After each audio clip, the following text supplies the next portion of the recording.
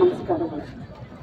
ಇವತ್ತು ನಾವು ಮಾಡ್ತಾ ಇರೋದು ಏನು ಅಂತಂದ್ರೆ, ಸುಭದ್ರವಾದ ಸರ್ಕಾರ ಇರುವ ನಮ್ಮ ಕಾಂಗ್ರೆಸ್ ಪಕ್ಷದ ಸಿಎಂ ಆಗಿರುವಂತ ಸಿದ್ದರಾಮಯ್ಯಜಿ ಸರ್ ಅವ್ರನ್ನ ಇಳಿಸ್ಬೇಕು ಅಂತ ಕುತಂತ್ರದಿಂದ ಮಾಡ್ತಾ ಇರುವಂತ ಇದು ಒಂದು ಷಡತಂತ್ರ.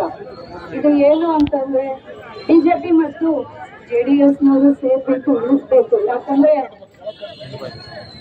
ಸಾಮಾನ್ಯ ಜನರಿಗೂ ಸಹ ನಮ್ಮ ಯೋಜನೆಗಳು ಕಾರ್ಯಗತ ಆಗಿದ್ದಕ್ಕೆ ಅವರಿಗೆ ಸಹಿಸಕ್ಕಾಗ್ತಾ ಇಲ್ಲ.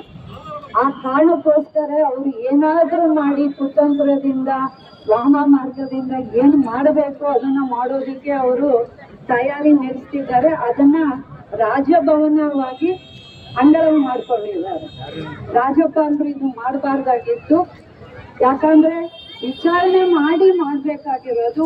ಇದಕ್ಕೆ ಸಂಬಂಧಪಟ್ಟ ಪೊಲೀಸ್ ಆಫೀಸರ್